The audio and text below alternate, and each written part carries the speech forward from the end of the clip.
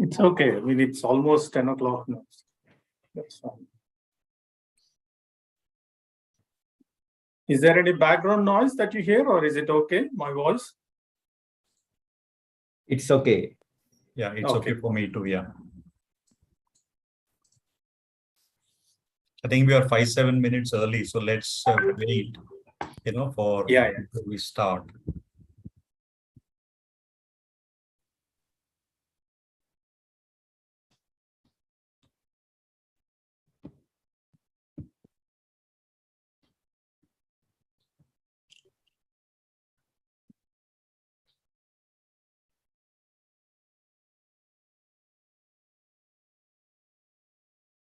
I can see Durga Prasad as well. Very nice. Good afternoon or good evening, Durga Prasad ji.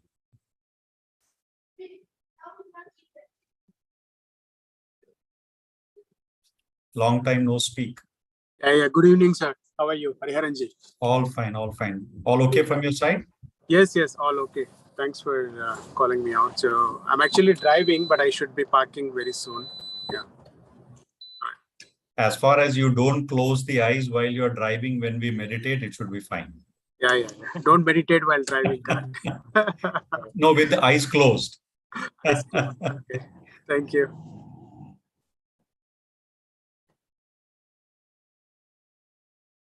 Ramesh, I have the rights to share the screen, right?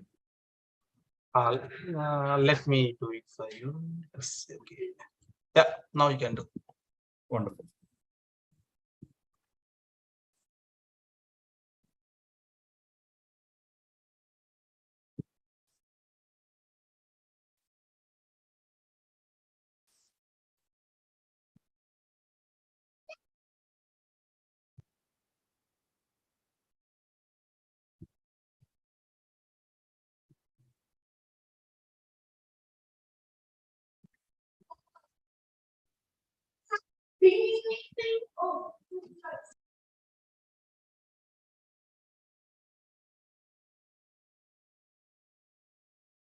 So just for the information, sir, we are already live on Facebook and YouTube. So for those who cannot join via Zoom, they can actually follow us through the YouTube link and Facebook link. And the recording will be there for a lateral viewing if anybody is interested. We can also share it.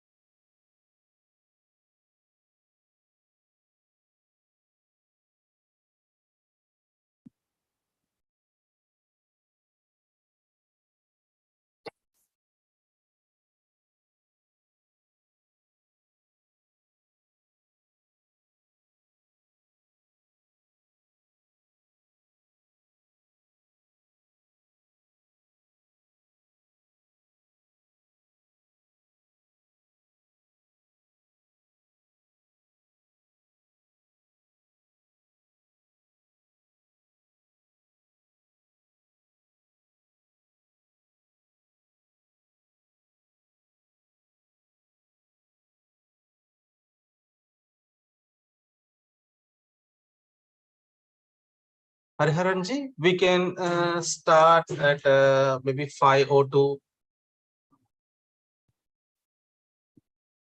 You're on mute. Sorry. Yes, I said yes. We will surely start in a minute or two after 5. Okay.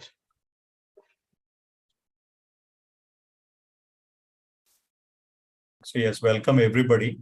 Let's give another couple of minutes and then we will get started.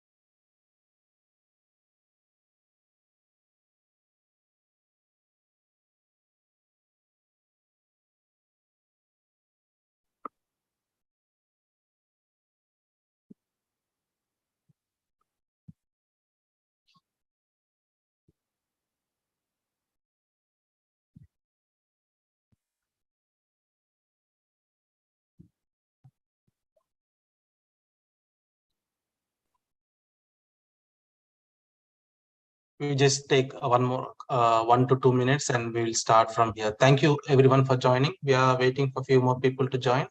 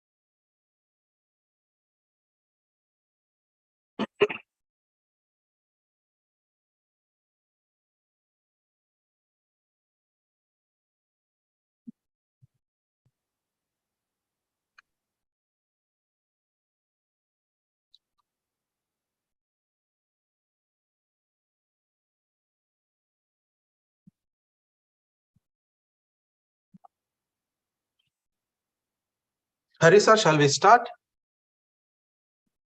Sure. Okay. Thank you everyone for joining this mental well-being workshop today. My name is Ramesh Gadapa from Telangana Cultural Society, Singapore. So basically, I just want to give a background about what is this event and how we got collaboration with Heartfulness Singapore. If you all know that October 10th, we celebrated World Mental Health Day to raise awareness about the mental health issues. And we all know that in this current modern life, we are all having a lot of pressures. One of that is mental pressure, maybe because of work pressure or because of family or because of social issues. So there is certain ways that we can actually reduce this mental stress, and meditation is one of the part that we are concentrating and to reduce those. So in this area, Heartfulness Singapore is doing a very good job. We got into collaboration with Heartfulness Singapore in September 2020, where the world was reeling under the COVID-19 pandemic. And we got a good suggestion, good feedback from people saying that people are under tremendous pressure and we need something to manage the mental well-being. That's how the workshop started, and from there we actually having a weekly meditation classes every Saturday from 10:30 a.m. And today for us, we are very fortunate to have Dr. Arvind Komaravelli Garu with us. Dr. Arvind Komaravelli is a clinical director and a psychiatric consultant in Maryside NHS UK. And to be frank, yesterday one or two people, actually I went to a meeting and two people asked me, how you know this person, how he got in association with TCSS, because they are saying they know from their previous friends or some events they have attended. So then I felt very happy. Oh, okay, we are bringing someone is known over the world, and he could be very beneficial to everyone. Welcome, Dr. Arvind Komaravelli Garu. And today's session is like a interactive session where we have our host will be Hariharanji, who is a practitioner and trainer in Heartfulness Singapore. He's been teaching us for the past 1+ year, around 2 years now. He's been conducting classes for us every Saturday, relentlessly trying for free. This is all free, and he's actually should be all abundantly to him for his dedication and his motivation that he gives every week. So without further ado, I actually invite our host for today, Hariharanji, to carry forward this session. Thank you, Hariharanji. Thanks, Ramesh. Thanks. It's wonderful, to see so many joining this session. A very warm welcome to all of you. for taking your very valuable time and sparing it, especially on a weekend, on a Saturday evening. And as Ramesh mentioned, with Telangana Cultural Society, I think that particular relationship and collaboration is so well cemented that whatever we bring to TCSS, it's so wholeheartedly accepted and disseminated as well to everybody. So as Ramesh mentioned, that every Saturday at 10:30, we organize a meditation session, which is free for anyone to join. But actually today, Ramesh set up a very nice context, right? 10th of October just passed by, World Mental Health Day, is what we globally so-called designate that day for. And that is all about raising awareness about mental health issues. So today we have a very, very eminent guest, Dr. Arvind, Kumaravelli. And he's joining us from Manchester, UK at the moment. It's about 10 in the morning for you, Arvind. Yeah, that's right, 10 in the morning. Very warm welcome to you for sparing your very valuable time. And in the next 1 hour, we'll be sharing his wonderful experience, his clinical experience, and also this important topic of role of the heart, how the heart can help us in achieving that mental well-being. To give a very quick background about Arvind, Arvind happens to be a clinical director at Merseyside National Health Service in the UK. And he's also a consultant psychiatrist. And he's also been a faculty member, teaching a lot of psychiatry trainees. He has got a number of researches to his credit that includes the social impact of COVID, Alzheimer, dementia. So I think when we have such a good combination of clinical experience and meditation practice, which he has been doing for the last 23 plus years, what could be better than this perfect combination to help us understand mental health issue? And more importantly, meditation as a tool to help us achieve that particular balance. So very warm welcome, Arvind, once again to you. And it's a very special pleasure, Arvind, to welcome you, because we go a very long way, right? During my many years of stay in the UK, where we have met and we have been together. But it's a very interesting and a happy setting today to have you on this particular panel. So I'm extremely pleased, for this particular session. I get to spend some quality time with you like this, which I generally don't get, right? It's a few simple WhatsApp messages and a few telephone calls. So once again, a very warm welcome, Arvind, and I think, after talking to you, we will also have a little bit of a practical meditation session as well. So we will give all of our audience a little glimpse of this, meditation practice that Arvind does and that, I practice as well. And I myself have been a heartfulness meditation practitioner over 18 years and a trainer as well. So with that introduction, Arvind, I think with that context set, it will be wonderful to hear from you. We are living in an extremely complex world, right? I think even before we have got out of the woods on COVID, we are facing geopolitical scenarios. We are seeing lots of uncertainties. So from your perspective, what do you see well-being issues, holistically, maybe mental, social? I think we touched a lot of it, but it will be good to get a feel from your side. Thank you, Hari, and thank you, Ramesh Garu, for the introduction. Before we start talking about all these things, I'm delighted to see you, Hari, and delighted to see you all. So whatever we discussed today, so what I suggest is that people think about it, experience it, feel it, then evaluate it, and then think whether it is right for you or not. So then make up your mind. So I'm not an expert in spirituality as such, but as Hari said, we've been meditating for many years. So from what I understand about heartfulness, practice of spirituality, along with my psychiatric practice and my mental health background, so I'm going to be talking about all the mental health topics today. So coming to the first thing that, Hari, you asked about the mental health challenges. So you very rightly mentioned about COVID. When COVID happened, obviously throughout the world, it caused a lot of anxiety. There was a lot of uncertainty. There was a lot of fear. because we saw people being affected by it, some people dying because of COVID, some people losing jobs. And also it affected the coping mechanisms. So usually when we have problems, so we do have coping mechanisms. So we go to and meet our family, we go and spend time with our friends, or we go to movies, or there's some leisure things that we do so that we cope with stressful things. But obviously COVID impacted that as well.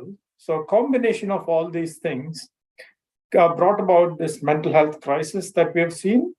Obviously, in Singapore, I believe the impact has been a lot lesser when compared to the rest of the world, especially when you compare to the Western world or even that aspect, India.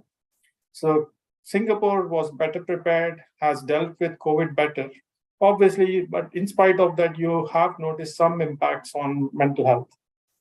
And it was not just COVID.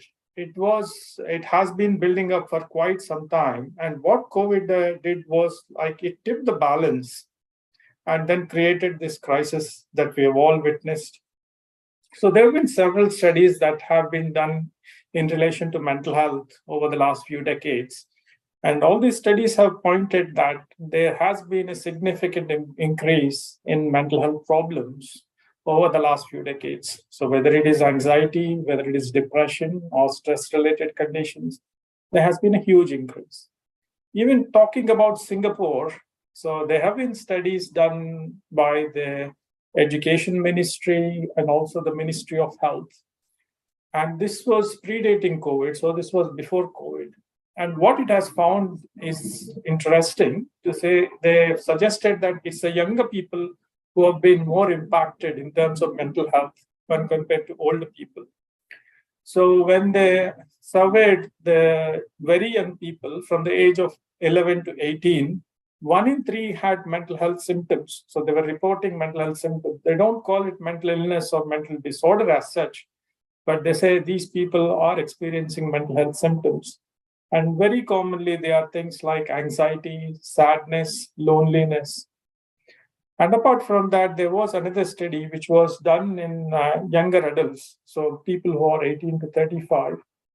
And there was again a significant increase in terms of mental health problems in these people. So it was almost 20% of these people have been suffering from mental health problems.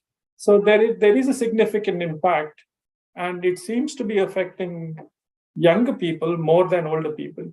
Obviously, during the time of COVID, older people have been impacted because they were more socially isolated. They had more health issues, so there was more health concerns. But before COVID and after COVID, especially coming out of COVID, older people seem to be more resilient compared to younger people. And it may be to do with the lifestyle, it may be to do with the stress these people are going through. So when you imagine younger people, so whether it is school-going children or people who have just joined jobs or started their careers, so these days with the modern lifestyle, there has been an increase in the stress. So when you talk about stress, stress can be defined as any change that brings about physical impact or emotional impact or psychological strain on us. So that can be defined as stress. So the stress obviously has an influence on the mental health. It initially has an influence on the physical health as well. Chronic stress can lead to physical health problems like aches and pains, various non-specific physical health problems.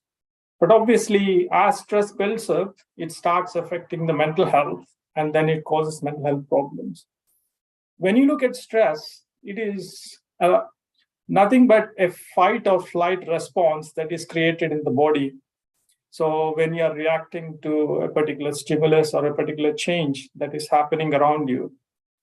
So to describe fight or flight response, to understand what it is about. So if you imagine a primitive man living in a forest, suddenly if they see a tiger or some wild animal, so that is when this fight or flight response is created. So there are two choices in terms of either fighting that particular animal or running away from that animal.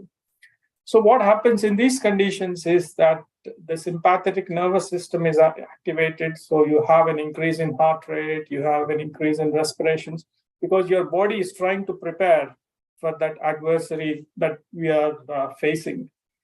And now coming into the modern lifestyle, I mean, we are no longer living in the forest, we are no longer facing these wild animals, but we have a different kind of challenge here. So the challenge that we have created in terms of the various problems we are facing in our world, so whether it is at the workplace or whether it is at the education. So if you look at stress, there are a couple of aspects. One is the quantity, other is the quality. So whether it is work related or education related, so these, if there is a significant increase in the quantity of work, obviously that will have an impact that can cause stress. But more importantly, it is the quality as well, in terms of the quality of work you are doing and how you are doing it, with what attitude you are doing it, how you are facing the challenge. That's going to create the stress. So what I think we are witnessing is that even though we are not working so hard as our earlier generations did, because we have a technical lifestyle now, there is very much an advance of technology, a lot of things we can do it online. We don't have to travel too much. So everything is at the click of a button. So whether you do it's a shopping or whether you do work, a lot of things can be done online. But still, when you compare the quality, I think the quality has been impacted. So if you think about your mind, at the moment, there are too many distractions that we are facing in the current world. So there are too many stimuli. So it could be external stimuli that we are noticing. So in terms of technology, in terms of what we are witnessing in the modern world, so your mind is attracted to various things. And the internal stimuli as well, because your mind is always active. So it's not able to switch off. So because of distractions, your mind is deviated. And when our mind is deviated, obviously our focus isn't there. And when our focus isn't there, it will impact on the efficiency. But the problem comes when we still have targets that we have to chase. So whether it is in work or whether it is education, we still have to get the work done. And it could be that the targets are increasing and increasing by your bosses or by your teachers. So the children these days have to study much more than what earlier children did. So there are much more voluminous books that children have to read. So all of that has an impact, and all of that can create a stress. So I think the modern lifestyle, even though there are a lot of advantages, I mean, don't get me wrong, because I'm a fan of technology myself, and we should be using technology because that's how we get a lot of things done. We can get things done much more quickly. But it's about how it impacts your own lifestyle, it's your own health. And it has to be used in moderation, not to the extent that it's impacting on your mental health or it's causing stress.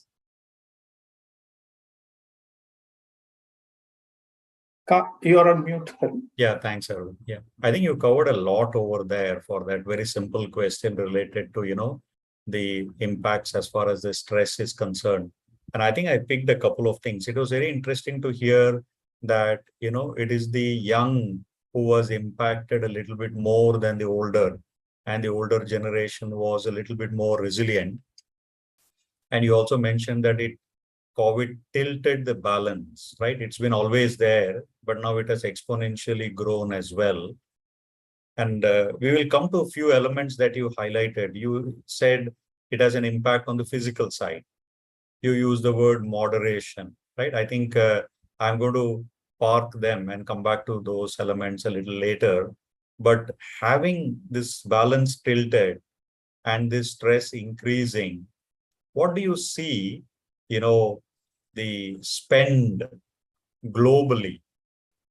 Are the government spending a lot? Is there enough attention? Is there enough awareness?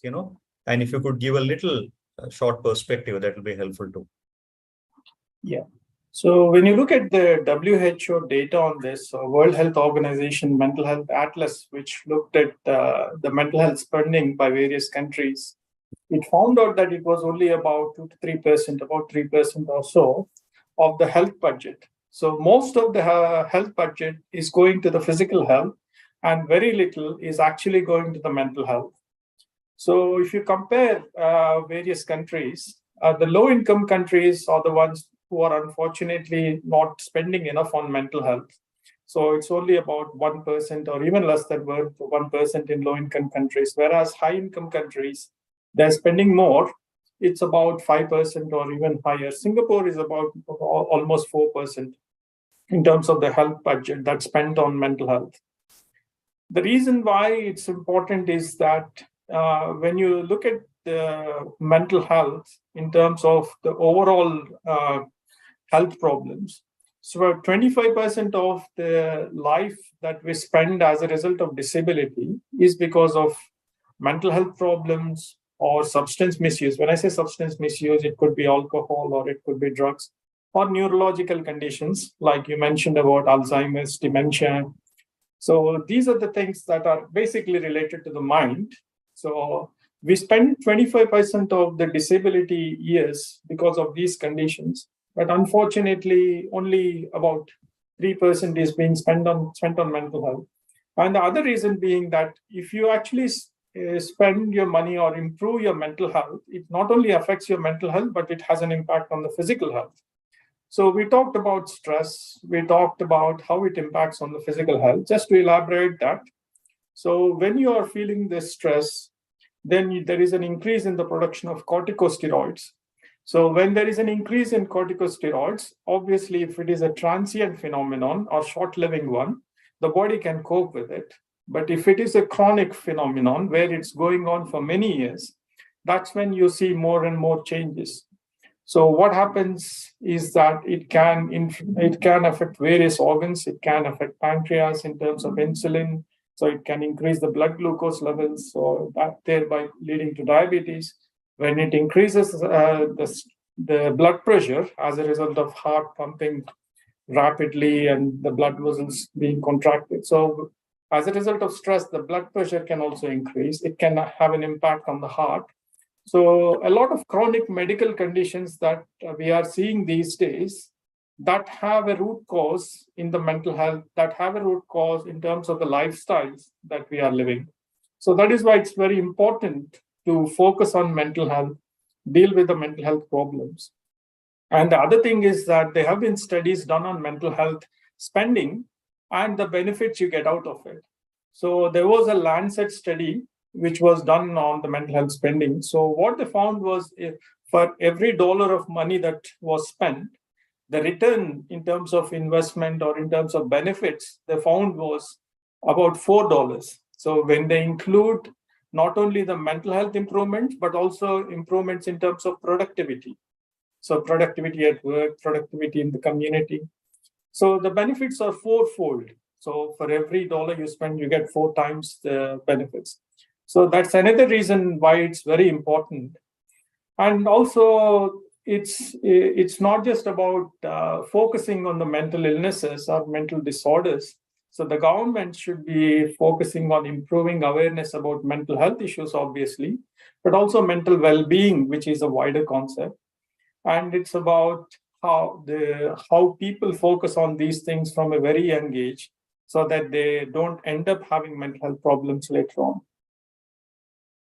Yeah, thanks. I think Arvind, you hit that nail, right? I think it's all about awareness and prevention, right? Is what I'm picking from what you highlighted.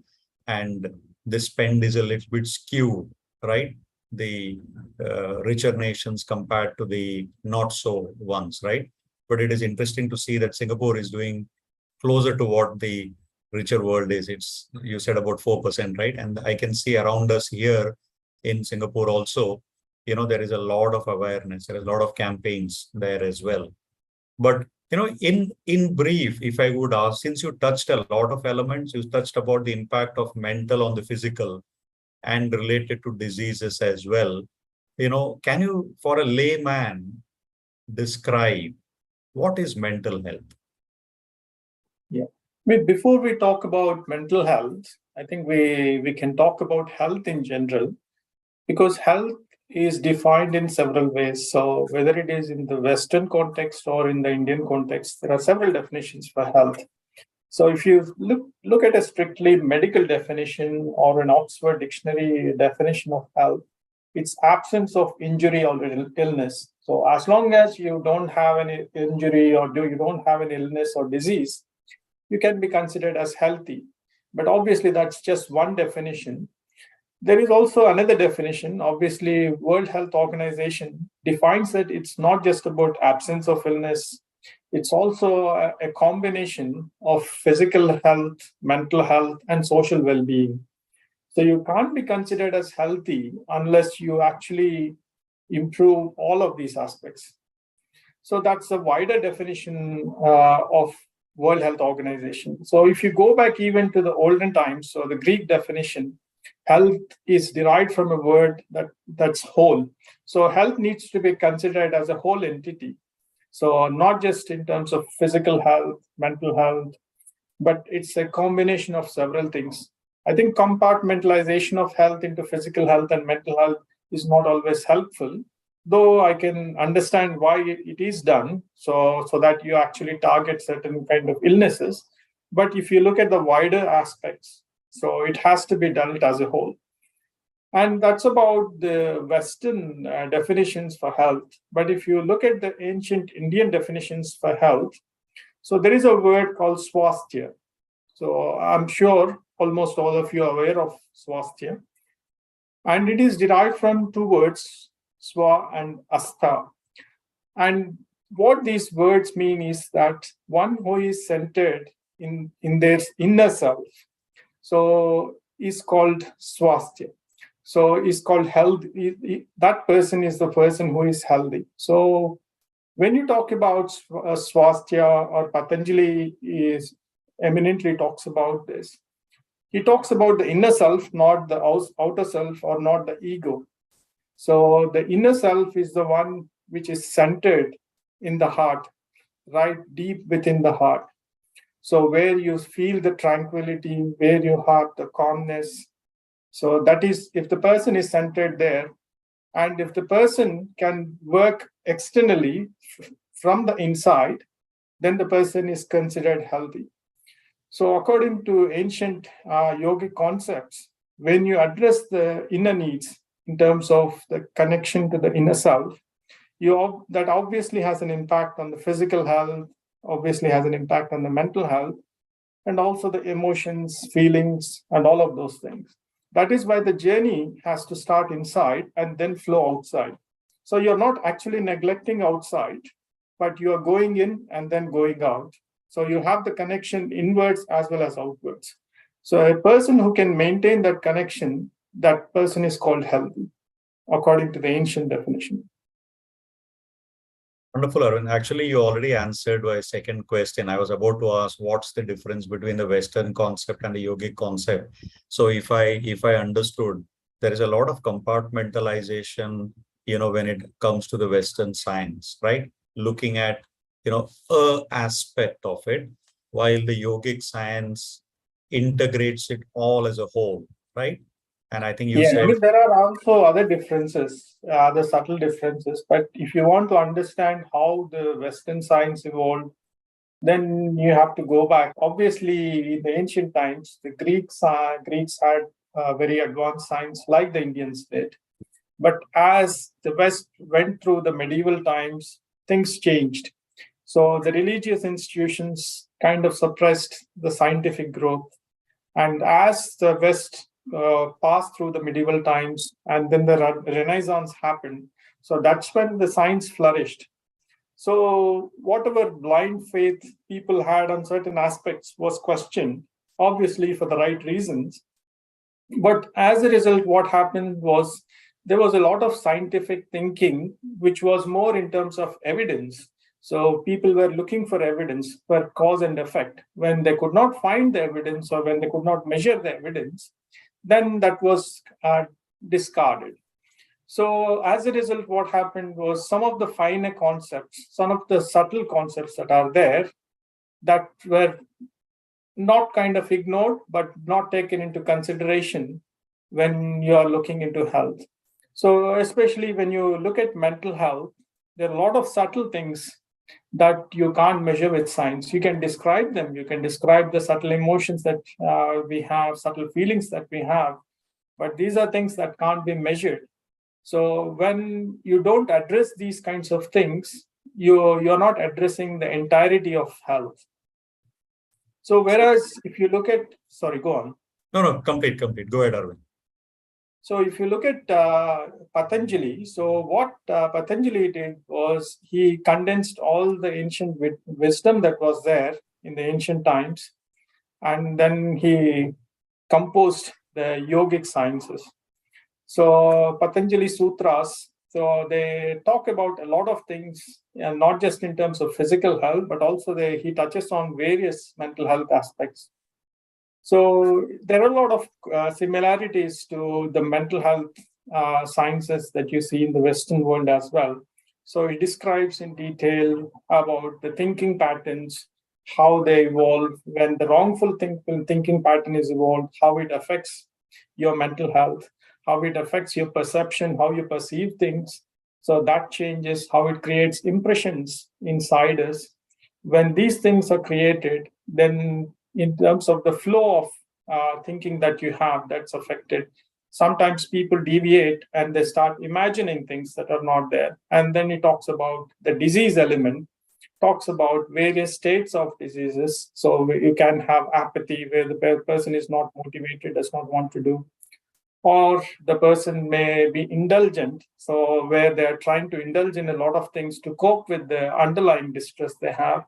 And finally, he describes the symptoms of various mental disorders, whether it is anxiety, whether it is depression. He actually describes the symptoms. So he actually covers a lot of things that we can find in psychology these days. But he also touches on a lot of subtle things. So it describes about subtle bodies. So describes about consciousness, about mind, intellect, ego. I won't go into the details of these things. But how they interplay between each other, how they affect our thinking, how they affect our perception, how they influence the heart and minds. And then he even describes the causal body in terms of the soul and the connection that you establish with the soul. So he says that if health is not just about the absence of disease, which is the very last aspect, it is like a tip of iceberg that you see. But there is a lot of things that are happening inside that before us. So he talks about taking care of ourselves in terms of the deeper aspects so that we don't develop the peripheral illnesses or peripheral symptoms that we should be avoiding. I think, Arvind, you used a very nice word to describe health, holistically, and you said swastia, right? And you used the word centering within oneself. What do you use to center? What do you center on? So basically, you use your mind, and especially in heartfulness meditation, you center on the heart. So you can imagine that there is a divine light in the heart, and that's where you focus. So here we are using mind as an instrument. So, but in terms of the field of change that happens, it's in the heart. And the reason why we focus on the heart is because even according to various ancient texts or religions, there is a belief that the divinity lies within the hearts. So when you're exploring that, you need to start from the heart. And the other reason being, so when you experience any kind of emotions, positive emotions, especially like gratitude or empathy or even happiness for that matter, you experience that inside the heart, not in your mind. But you need to use your mind so that you can focus on your heart. And once you start doing the work on the heart, that flows out, that then has an impact on the mind and has an impact on the subtle bodies that we talked about, whether it is ego, intellect. So that is why the centering is on the heart, according to heartfulness meditation. Wonderful. So what you're saying is you center on that instrument of peace, instrument of stillness, that instrument of transformation, right? Which happens. Yeah, I mean, what we are saying is the instrument is the mind, because we are using the mind to center on the heart, and that is where actual work happens. And the reason why you need an object for meditation is because your mind gets deviated. So when you're closing your eyes, so your mind might be pulled by various things, and it has to focus on certain things. And if you focus on a very subtle things, a very divine thing, then your spiritual journey will be much better. So you get the attributes of of the object you're focusing on. So if the object is subtle, you develop those subtle qualities within you. Yeah, and I did promise you that I kept a few things in the parking lot, right? So the scenario is, I'm just going to ask this. You said a lot of elements of deviations of the mind, and you previously you used moderation, right? So am I to understand that when you center yourself on the heart, it has a balancing effect, it has a moderating effect? That's right. So the way we cope with stress or any mental health problems, so especially in the modern context of the modern lives, so when we are facing that inner turbulence or inner disturbance, we try to seek some kind of pleasure to avoid the mental pain that is inside. But obviously, what happens is that that the effect is very transient. So it only lasts for a short time. And if we get used to that, so what happens is that when we get used to the pleasure, the dopamine, if you consider that from a biological point of view, so the dopamine pathways get activated, and it is kind of an addictive mechanism. So the stronger the pleasure is, the more addictive the potential is going to be. So whether it is alcohol or whether, even for that matter, even technology. So if you are strongly addicted to that, then it's difficult to get out of that. And what happens as a result of all these kinds of things is that it leads to a numbing of the inner sense, inner emotions, inner feelings, or the subtle things that are there. So you lose that connectivity inside, and that doesn't help with the mental health. Obviously, when the inner peace is disturbed, then that has an influence on the mental health. So that is why the coping mechanism that we have is very important, that we cope using more natural ways. So whether it is, if you want to look at spending time more effectively, you can listen to some classical music, or if it is arts, so all those kinds of things. But you can also do more profound way of coping. So you can practice meditation, which is much deeper. So it's not just leading to superficial peace, which you can have with music or with gentle breathing exercise and other things. But when you are doing meditation, you are actually going inside, you are going to address various aspects of the mind, various aspects of the heart. So what you see is that we are not able to connect to the heart because that is kind of influenced by several impressions that are there, impressions that are created by the mind. And if these impressions become very strong, and they can turn into something like a hard wiring within us. So you can't change those things. And then the thinking becomes very fixed. As a result of fixed thinking, you get certain kinds of negative emotions, and it is like a vicious cycle. So one influences the other. And you can break this cycle by actually doing meditation, by diving deep inside and exploring the peace that is within us. Thanks, Arvind. And I think, you have been yourself a heartfulness meditation practitioner for over 20 plus years, right? Yeah. So I just wanted to, and I think you previously mentioned a lot of symptoms, right? You talked a lot about stress. I think you mentioned about various diseases, physical ailments and illnesses as well. But correct me if I'm wrong, all those illnesses are all manifestations and symptoms, right? But there is a deeper cause there. And since you have been practicing heartfulness meditation, it will be helpful to let all of us know if there are any element of this heartfulness practice that actually helps to deal with the cause itself. Sure.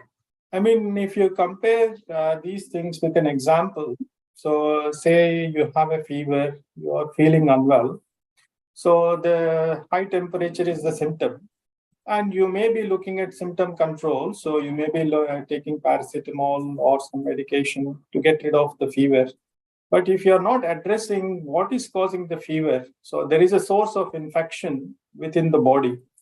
So if that is not addressed, the infection starts to spread throughout the body, then that can lead to a health emergency.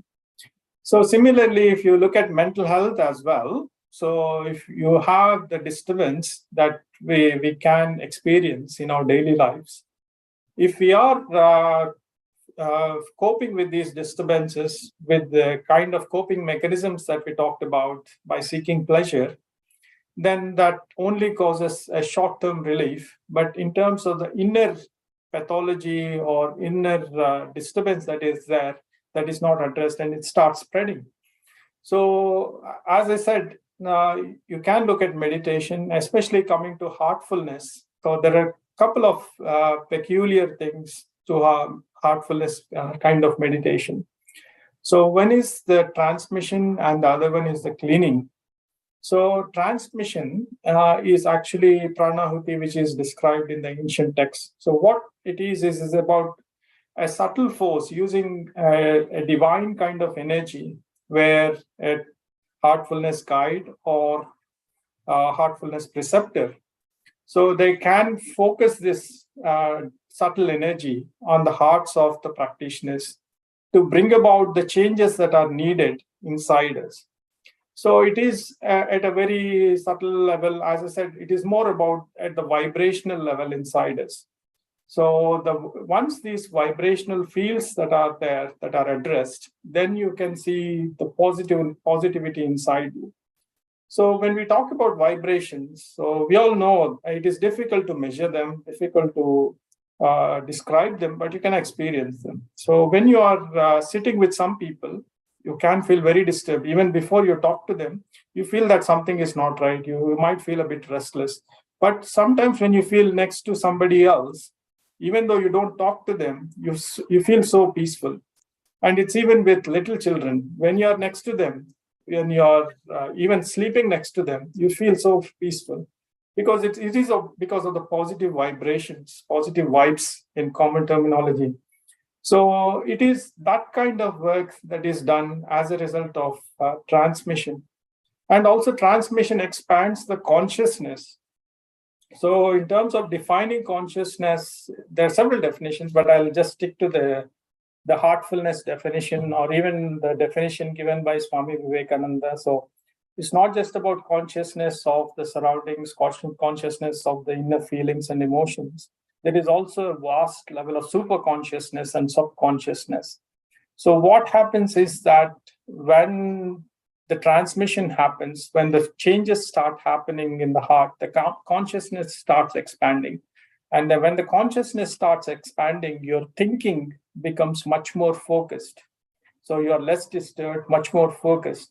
And you're not just using the superficial consciousness, but you can actually tap into the subconsciousness or superconsciousness. A lot of things that you do become automatic because all that knowledge that you need is there inside. You don't need to think very hard about it. It becomes quite natural. In whatever you're doing, you're automatically doing it. So it is something like a self-driving mechanism that you see in electric cars, a lot of modern cars, or autopilot that you see. So it's that kind of mechanism where subconsciousness actually helps you to live a very natural life, where you don't have to think very hard about things, but it just flows within you. It becomes a natural aspect of your life. So that's about the transmission. So you also have a different, very peculiar concept called cleaning. This one is unique to heartfulness. Cleaning is where we talked about the impressions that are created. So as a result of our thinking patterns, or as a result of our perceptions that are there, so you create some impressions. So we talked about the hard wiring that is there. And it is very difficult to get rid of this. So even though you try by various means, even cognitive behavioral therapy you can try, which is there in the modern psychology or psychiatry. So you try to break the vicious cycle between your thinking, between your behavior, and between your feelings. But if it is very hardwired, then it is difficult to break this cycle. So that's where the cleaning becomes very useful, because it addresses those kinds of inner disturbances that are there and helps you experience the tranquility inside you. And once that happens, then you're not disturbed by various things. You're not disturbed by your ego, by your intellect. You make good use of your intellect, and you make good use. We are not destroying the ego completely in this particular heartfulness. When you look at from a heartfulness point of view, we are making it more subtle so that we use ego more decisively, so that it's not completely broken down. We need the ego in terms of doing certain actions, but it needs to be very much refined. It shouldn't be a gross thing which is obstructing your progress.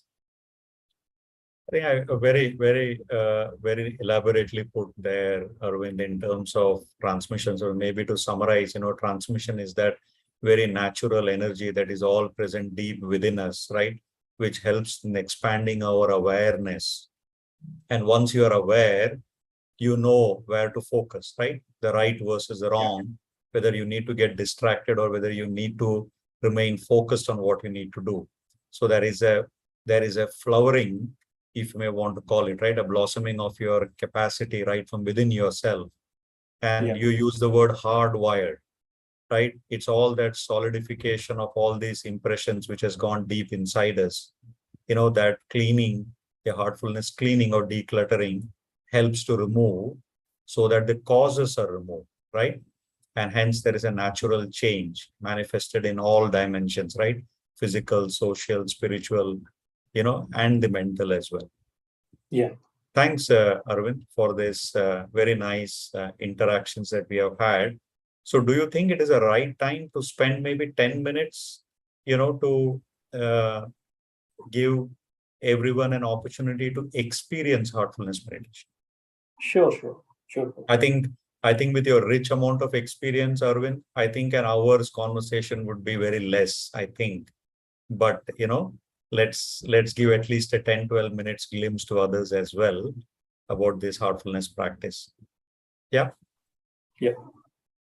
Wonderful. So as we all, and I can see many of you have been practicing heartfulness meditation, or you have tried it. For those who have not, next 10-15 minutes, we will do a very simple relaxation followed by meditation.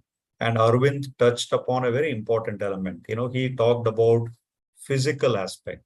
So the heartfulness meditation practice is holistic. It addresses the physical, it addresses the mental, it also addresses the spiritual element. The physical element we will address through relaxation, right? So that is what we are going to practice. So when we do this simple few minutes of relaxation, which you can try for yourself and also for children as well, it has got a tendency to relax your mind, relax your body, so that it's easy to then center yourself, as Arvind said, center within the core of yourself, your heart, that infinite source of stillness, that peace that is present within oneself. And we are going to meditate by giving a very gentle suggestion that there is a presence of this source of light already present in our heart. So we give this subtle suggestion, remain there, and we just try to see what the heart has to offer us. And we will do this for 10 minutes, maybe 10-15 minutes max. If you're all okay to stay maybe another 5-10 minutes more beyond the hour, it will be wonderful. We will do this for about 10-12 minutes after relaxation. And then we will revisit what we feel after meditation. So before going into meditation, I would encourage all of you to just check your heart. And those of you who have got some smart devices, pressure monitor, your pulse rate monitoring, heart rate monitoring, if any of you have, note down the readings. and check your heart. What does your heart say now? How do you feel? Are you feeling calm? Are you feeling a little tired, anxious? Whatever is that one word that heart describes the feeling for you. After meditation, we'll revisit and see what's the new word the heart pops up for you.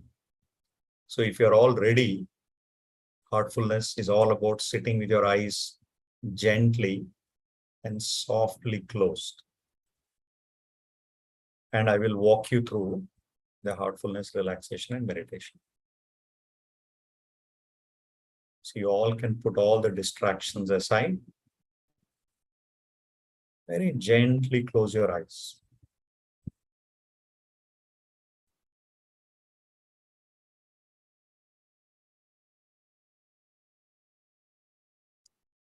We will take a deep breath. And as we exhale, we will let go of all the anxiety and the stress.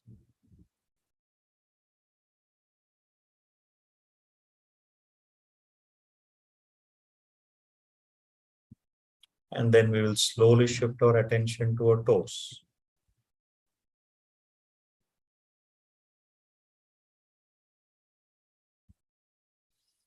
And we are going to feel this relaxing, healing energy present in Mother Earth,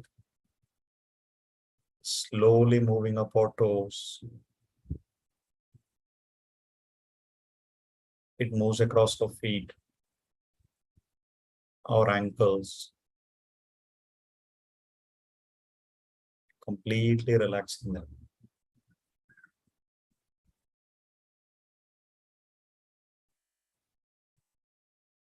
And as it flows upward,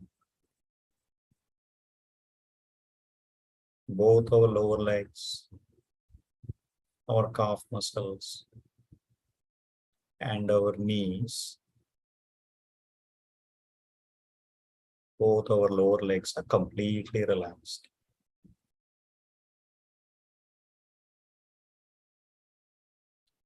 Feel all the anxiety in your ankles and your knees are all dropping away.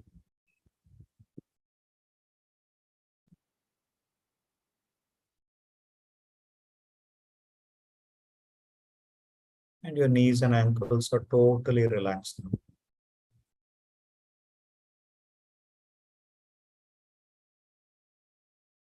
And as this energy flows through our thighs, our waist, and our hips, our upper legs are also fully relaxed.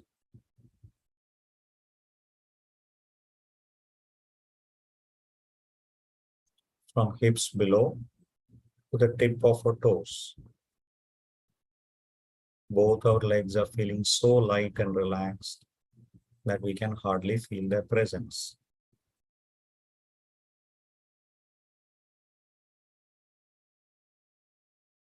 And as this energy flows through our lower back, upper back, all along our spinal cord, all the tightness in our back are falling away, leaving our shoulders fully relaxed.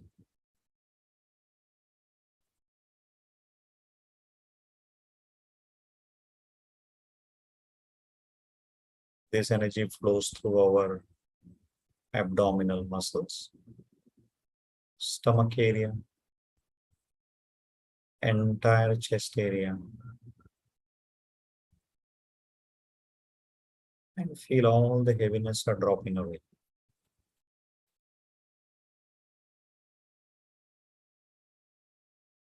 And they are all getting relaxed.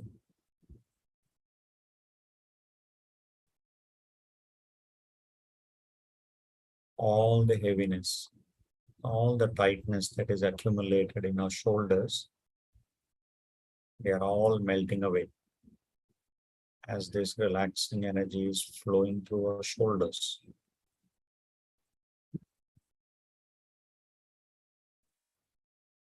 Feel the shoulders relax now.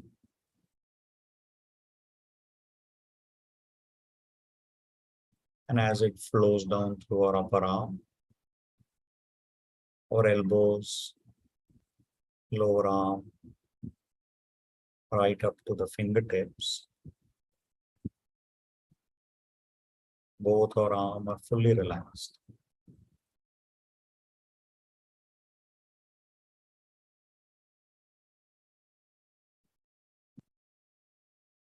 Feel this energy relaxing our neck muscles.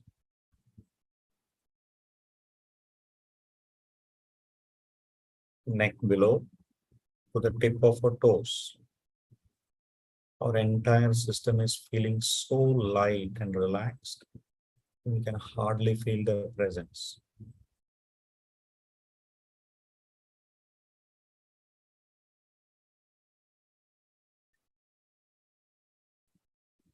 It continues to flow upwards through our jaws, our chin,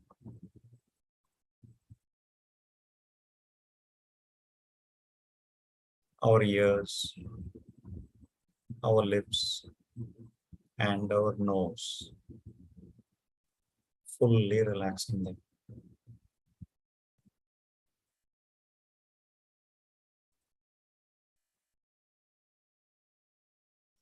All the tightness in the facial muscles are loosening up.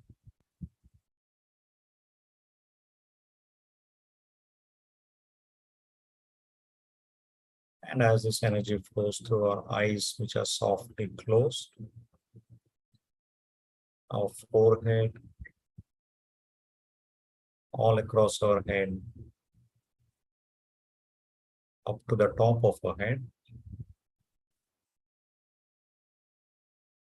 our entire head area is fully relaxed.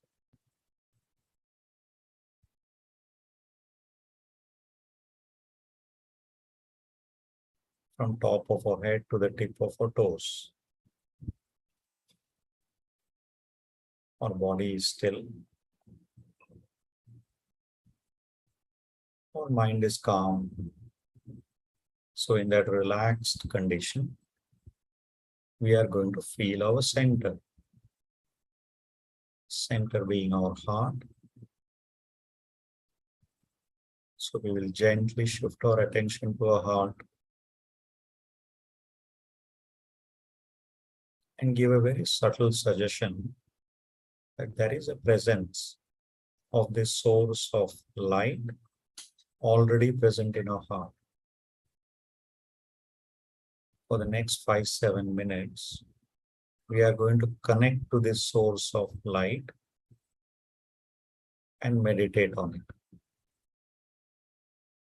But if any thoughts come to divert our attention, we will gently ignore them. We'll treat them as uninvited guests and very lovingly go back to our heart, and we will continue to meditate on this source of light there until you hear "That's all from me" in 5 minutes. So let us start meditation.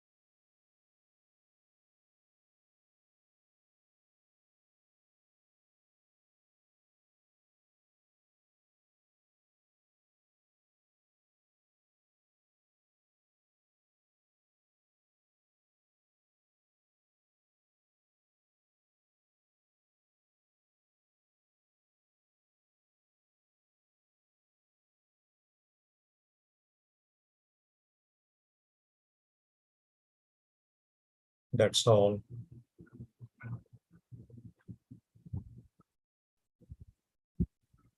We'll keep our eyes gently closed for maybe another 10-20 seconds.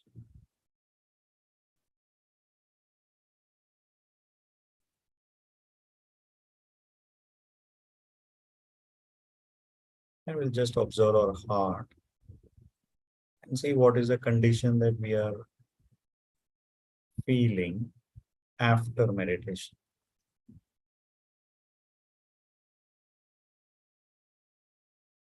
There may have been thoughts during meditation, but what we are trying to feel is after meditation. What is that one word that describes our feeling?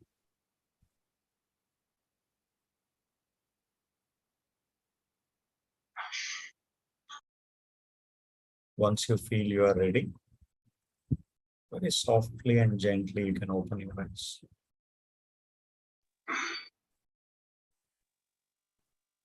And if you feel comfortable, you can share on the chat box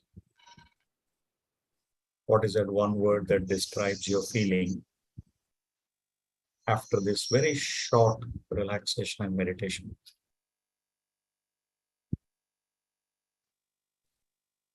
And while you are doing that, I think we are coming to the last segment to very quickly give you an idea what are the next things that you could do. We only had a little taster of this heartfulness meditation today. All the offerings from Heartfulness are absolutely free, as Ramesh mentioned in the beginning. It is a not-for-profit organization. So if there is one takeaway that you would all take from today's session, I will very quickly share my screen for all of you.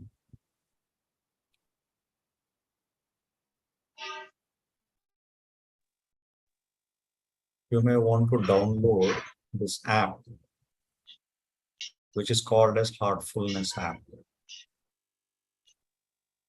It will help you to develop a meditation habit in your own pace.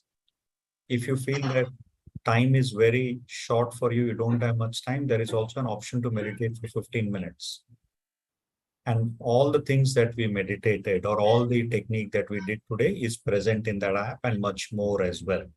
And there are live meditation sessions going on through this app. So you will see someone on the other side.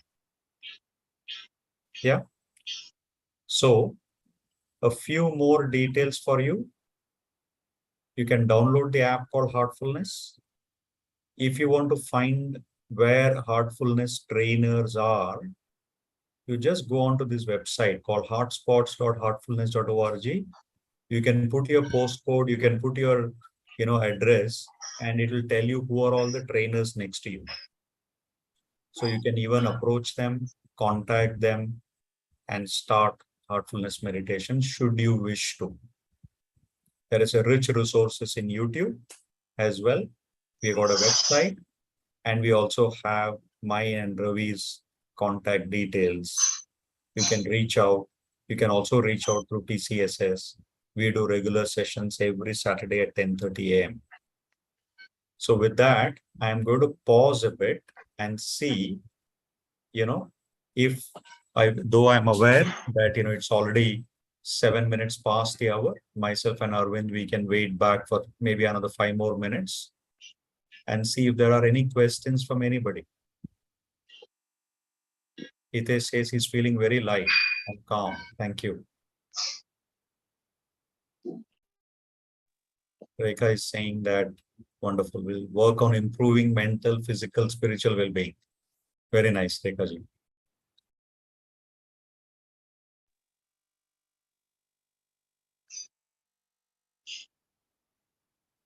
Sorry, I got your name wrong, maybe because it's of your profile name.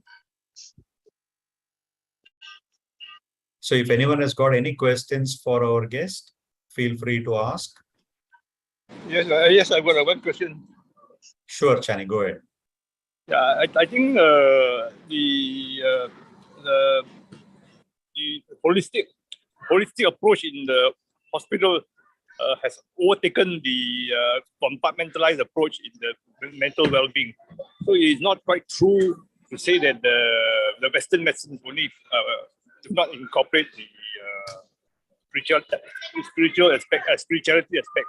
You have got John Kabat-Zinn introducing the meditation into healing of stroke patients, the heart attack patients, and all that. So, what is the take on that? What is the take on this? Arvind, you're on mute, and I think Chani is saying that there are increasing incidences of Western medicine adapting the approach of meditation as well. Yeah.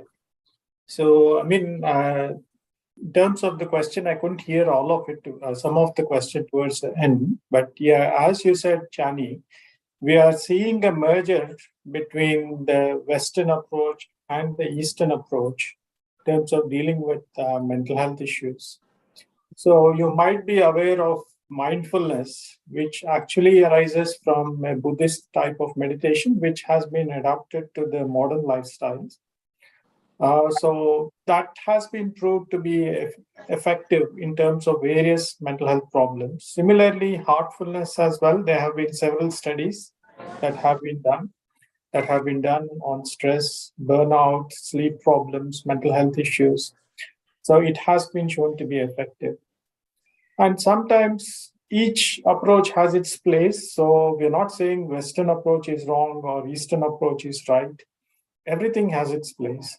Say somebody is quite mentally unwell, or if they are in a mental health crisis, obviously meditation would not work because they are so turbulent in terms of their mind, they can't actually focus. And in fact, meditation might actually worsen some of the problems for them. So if they are in a mental health crisis, obviously they will have to take the traditional Western approach in terms of mental health, either medication or psychological support. But otherwise, most of the other people who have not reached that stage, they will definitely benefit from the meditation techniques we talked about. And as we look at fusion between these two and look at dealing with all the aspects of health, so whether it is physical health, mental health, spiritual or social health, by merging all these things and addressing all these things, and that's, I think, is the right direction. Yeah, thank you. Thank you.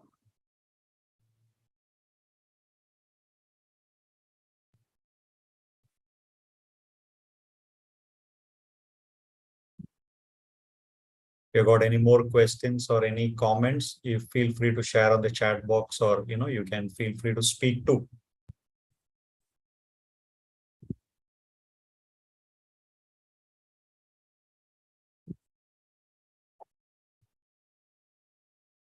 If none of them, if there is no more questions, then I think what is really left to be done, is to really thank Dr. Arvind for sparing his very, very valuable time and his rich experience, both in the field of psychiatry as well as in the field of meditation as a tool, right, to help bring that particular moderation as well.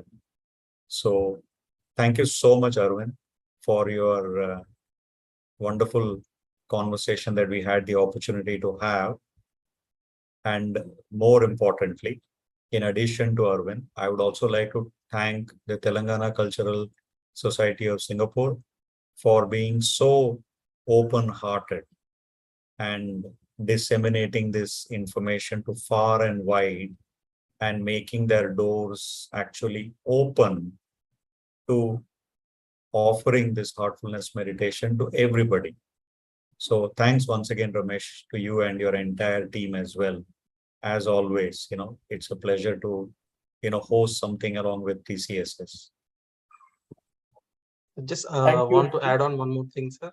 I posted a link for the WhatsApp group where people can join. This is the group for joining our weekly Saturday sessions. If any of you are interested from this session, you can just join this group. Nothing will be posted, just the reminder for every Saturday morning. A reminder will be posted about the session. for the day. Yeah. Wonderful. You have provided all the tools for willing people to join the group.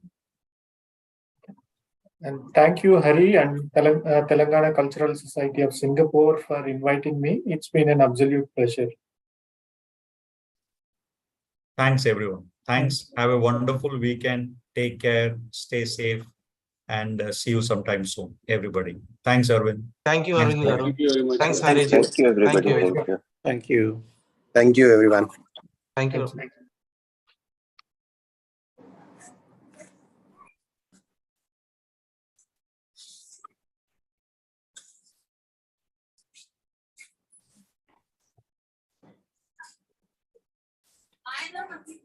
you.